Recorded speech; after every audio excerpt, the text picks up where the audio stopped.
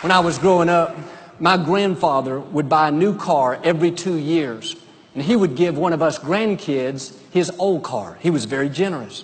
When I was a junior in high school, my grandfather gave me his 4-year-old Buick LeSabre. Had a lime green body and a white top. I loved my grandfather, but it was the ugliest car on the road. One of my friends that I played basketball with, he had a car as well. And we decided to carpool. I'd go pick him up a week and take him to school, and he would drive me the next week. He lived about 15 minutes in the opposite direction from the school. So I'd have to go that way and come all the way back by my house. I didn't mind doing that. He drove a week, I drove a week. This happened 2 or 3 times. Then his car was in the shop. Then his brother needed to borrow the car. He couldn't drive. Then something else came up. It got to where I was driving all the time.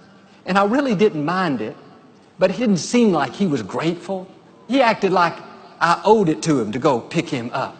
And one day I got my nerve up and I asked him if he was ever going to drive again, and he explained how he was trying to keep the mileage down on his car and basically that I needed to keep picking him up. He acted like he was doing me a favor to ride in my car. And even though my car was ugly, he didn't deserve on being in it. I did what I'm asking you to do. It's very polite, had a big smile on my face, and I told him, I'm sorry, I'm not going to be able to come out there and pick you up anymore. You would have thought I'd told him his life was coming to an end.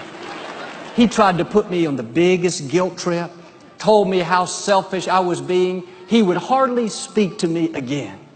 I thought, that is fine with me. If he's only going to be my friend, if I meet all of his demands and cater to his every need, good riddance. I don't need friends like that. Go find somebody else to control, but you're not going to control me. I don't mind being good to people, but I do mind being used. If you allow it, people will run your life. They'll tell you what to do and where to go and how to dress, how to spend your money. It's good to get free from addictions, free from debt, free from depression, but one of the greatest freedoms is to get free from people. Quit letting people pressure you into becoming something that you're not. Quit living on eggshells, thinking you're going to fall out of their favor. If you don't perform perfectly, call them on cue, come running every time they ask, then Joel, they may get upset with me. My message today is let them be upset.